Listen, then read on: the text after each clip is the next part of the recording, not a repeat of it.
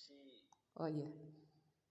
Itu yang menjadi kata kunci kenapa ada kesombongan epistemik itu, karena dia hanya melihat satu dimensi. Jadi yang dilihat itu dimensi materialnya, itu sudah ada sih dimensi material. Tapi justru itulah yang menjadi iblis sombong. Jadi dia terfokus pada dimensi materi, lupa pada bahwa ketika Adam diciptakan itu kan setelah mintin itu ada nufikhok fihi min ruhi. Ilmu. Jadi yang dilihat oleh iblis itu adalah dimensi materialnya, sementara dimensi ruhaninya tidak. Itulah sebenarnya penyebab munculnya kesombongan gitu. Betul. Yang itu nanti kalau itu dieksplor, Bu, ya, dimensi itu dieksplor, nanti ketika turun pada implikasi pedagogis, ini akan menjadi lebih menarik. Baik. Karena kan nanti semacam misalnya ya ada fa'abawahu yuhawidanihi wa awyunasironihi, itu justru kan di situ yang disebut dengan Yahudi itu yang mana? Yahudi itu adalah pendidikan yang mengedepankan rasio, iya, tetapi rohani enggak kan. betul. Gitu. Majusi mengedepankan materi, rohani enggak kan gitu. Betul. Islam itu kan berarti antara rasio dengan keimanan atau antara materi gitu. Nah ini akan menjadi lebih menarik sebenarnya kalau narasi semiotiknya ya api itu dalam konteks iblis itu prototip dari Dajjal, Bu. Dajjal itu kan yang matanya tertutup sebelah, Bu. Ya, betul. Nah itu secara semiotik dia hanya melihat dimensi jahiliyah, dimensi material, melupakan dimensi ruhaniah, kan gitu, Bu. Baik. Hari ini kan begitu, Bu, Betul. kelihatannya dalam Betul, konteks betul. pendidikan.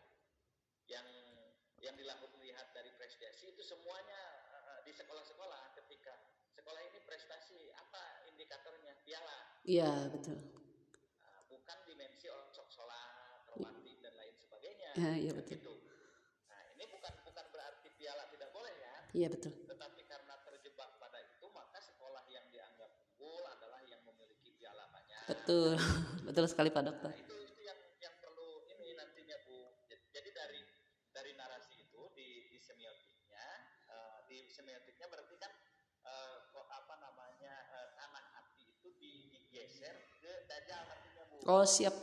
Oke, Pak Dokter. Jadi kalau saya lihat sih sudah ada biner antara tanah api ya, Bu. Betul, ya? Ada. Di bab 4 juga memang udah saya ungkap juga terkait ruh ya. Ruh yang saya maksud di situ kan dimensi ruh, ada sih saya singgung. Gimana? Ya, maksudnya Bu gini, Bu, dari di situ yang saya baca itu baru sampai pada tahap biner antara api dengan air. Betul. Dengan tanah ya.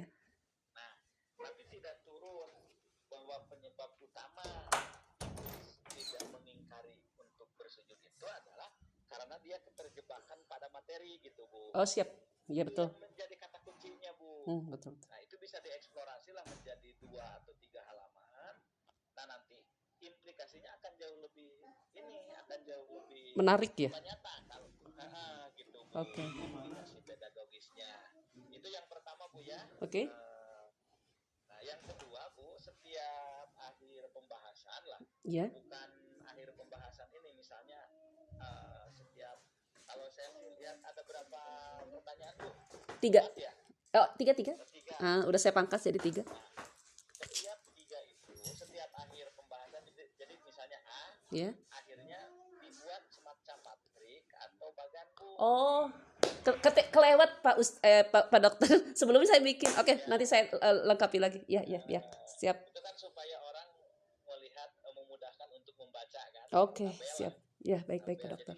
Jadi minimal ada 3 tabel atau 4 tabel lah dalam tesis itu. Siap. Gitu. Ya, baik. Nah, itu yang kedua. Nah, yang ketiga ini memang dari bahasa, Bu ya, dari bahasa, hindari redaksi dengan demikian terlalu banyak. Oh iya. Iya betul. Iya saya banyak itu. Itu dalam konteks penelitian dianggapnya terlalu cepat mengambil kesimpulan. Oh, oke. Jadi kalau saya sarankan kata dengan demikian itu, Ibu, keseluruhan tesis cukup 4 maksimal itu Bu. Siap. Siap Pak Dokter.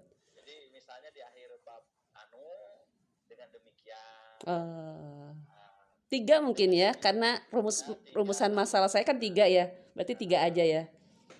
Jadi yang lain coba diganti deh kan gitu ya. Siap, Itu yang dari sisi redaksi ya Bu ya. siap. Baik, Nah baik Pak Dokter. kemudian redaksi ini Bu, redaksi yang sifatnya dipensif Iya. itu hindari juga Bu. Oh, baik, baik. Jadi karena lebih enak dengan dalam bahasa ilmiah itu menggunakan bahasa konstruktif. Oh, siap, mangga. Ya. Jadi tidak banyak apa namanya tetapi. Nah itu kan biasanya ini begini tetapi. Nah itu defensif Bu. Oh iya iya. Baik. Nah itu paling itu Bu, kalau saya setelah baca secara keseluruhan seperti itu saran-saran dari saya Bu. Baik Pak Dokter, saya akan revisi secepatnya. Nanti saya serahkan lagi kepada Pak Dokter secepatnya juga, insya Allah. Terakhir berarti gini Bu, kalau udah beres, Iya. kalau bisa sih ketemu Bu. Oh siap, nanti saya janjian dulu sama Pak Dokter barangkali ya. Jadi ini yang kalau saya sih secara substantif sudah hanya ada perubahan dan sedikit itu yang tadi. Nah nanti berarti ini kan bisa dianggap beres. Alhamdulillah. Kalau bisa dianggap beres lebih enak apa ya, tidak online gitu. Oh baik Pak Dokter. Kalau untuk judul